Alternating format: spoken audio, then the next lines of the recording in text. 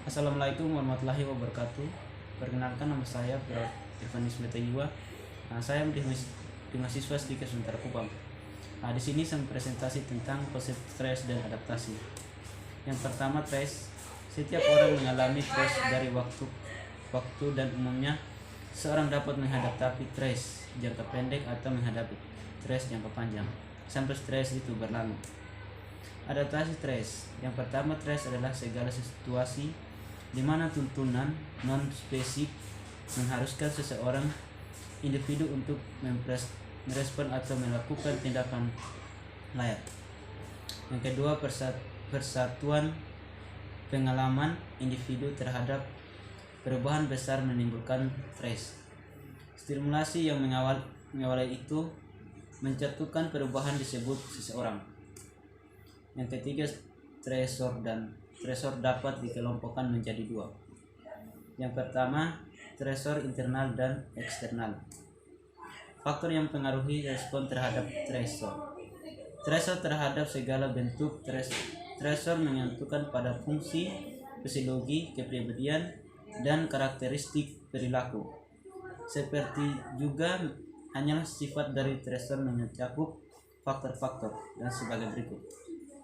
Siklop stres: intensitas, cakupan, durasi, jumlah dan sifat stresor.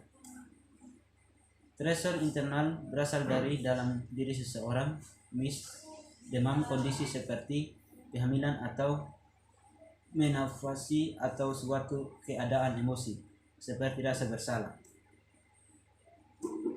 Stresor eksternal berasal dari luar dari seseorang. Perubahan dalam suhu lingkungan, perubahan dalam peranan keluarga atau sosial, atau tekanan dari pasangan. Stres fisik, stres kimiawi, stres mikrobiologis, stres fisiologis, stres proses tumbuh kembang, stres fisiologis atau emosional. Pengalaman stres dapat bersumber dari lingkungan diri dan tubuh pikiran. Respon fisiologi terhadap stres. Yang pertama, kecemasan. Respon yang paling umum merupakan tanda bahaya yang menyatakan diri dengan suatu penghayatan yang khas. Yang syukur digambarkan adalah emosi yang tidak menyenangkan. Istilah khawatir, tegang, perhatian, takutan, fisika, jantung berdasarkan keluar keringat dingin, mulut kering, tekanan darah tinggi, dan susah tidur. B. Kemarahan dan agresi adalah perasaan jengkel sebagai respon terhadap kecemasan yang dirasakan sebagai ancaman, merupakan reaksi umum lain terhadap situasi stres yang mungkin dapat menyebabkan agresi. Agresi ialah kemarahan yang meluap-luap dan orang melakukan serangan secara kasar dengan jalan yang tidak wajar, kadang-kadang disertai perilaku pilihan tidak sadis dan usaha membunuh orang. Berikut C. Depresi, keadaan yang ditandai dengan hilangan gairah, semangat, terkadang disertai rasa sedih. Respon fisiologis terhadap stres. Telah melakukan riset terhadap dua respon fisiologis tumbuh terhadap stres dan gerakan psikologis.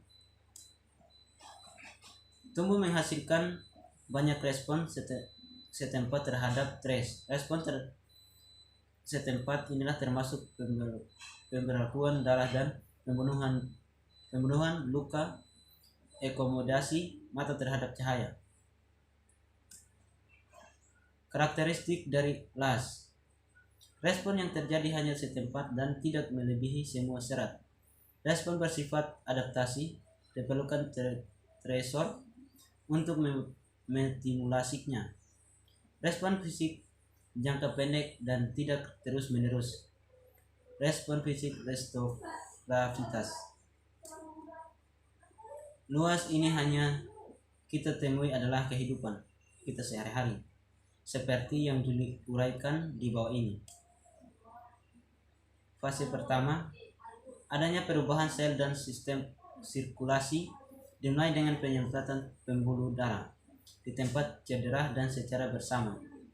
Trafikasinya kini sistematis sel darah putih, kini memperkenalkan dalam memperbaiki, memperabilitasi kapiler sehingga protein dan cairannya yang lain dapat masuk tempat yang cedera tersebut.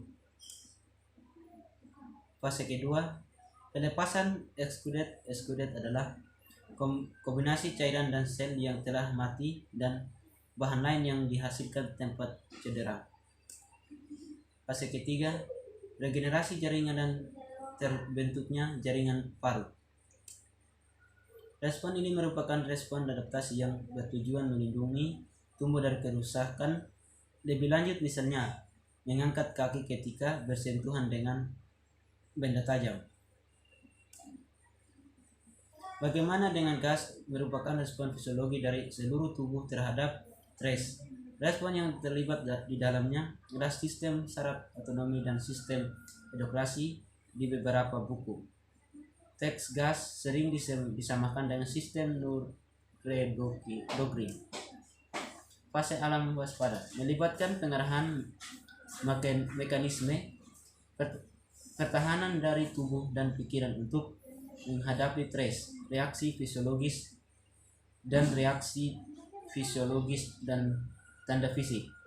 Surah jantung meningkatkan perdarahan cepat, darah diberikan dengan kesulitan mengalir ke kepala dan ekstremitasi.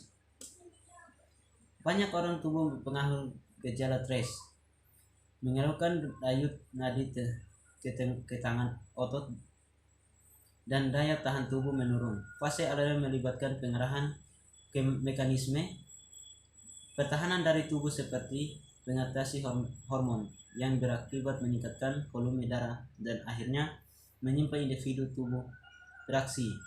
Hormon lainnya dilepaskan untuk meningkat darah yang bertujuan untuk menyimpan energi untuk keperluan adaptasi. Teraktivasi intrakranial dan nefronefrasi mengakibatkan denyut jantung, meningkatkan peningkatan aliran darah ke otot, peningkatan apabila O2, dan meningkatkan kewaspadaan mental.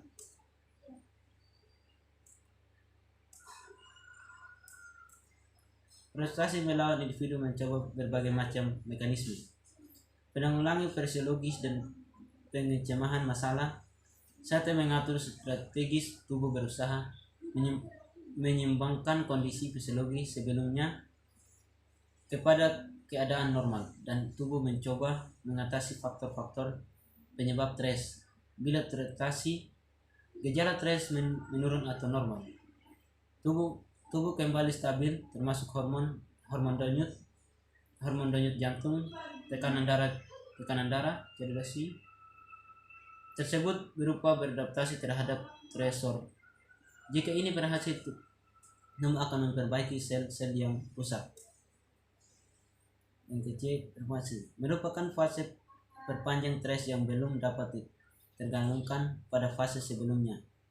Energi menyusahkan terkurasi, timbul gejala penyesuaian diri terhadap lingkungan seperti sakit kepala, gangguan mental, penyakit enterologi, koroner.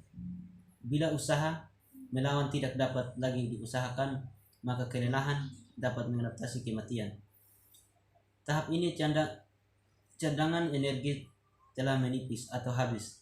Akibatnya tubuh tidak mampu lagi menghadapi stres. Ketidakmampuan tubuh untuk mempertahankan diri terhadap stresor inilah yang akan berdampak pada kematian individu tersebut. Adaptasi terhadap stresor. Adaptasi adalah proses di mana dimensi fisiologis dan psikososial perubahan dalam stresor terhadap stres. Cara mengatasi: peningkatan kesehatan, mengurangkan situasi yang menengkap, menggunakan respons fisiologis terhadap stres. Yang pertama, olahraga tertentu, hormon, nutrisi dan diet, istirahat, terhipnosis, relaksi, spiritualitas. Perbaiki respon perilaku dan emosial terhadap stres. Yang pertama, sistem pendukung. Yang kedua, intervensi friksi. Jadi baik, Hanya ini saja yang dapat saya jelaskan tentang apa ini bukan dalam undang-undang trace.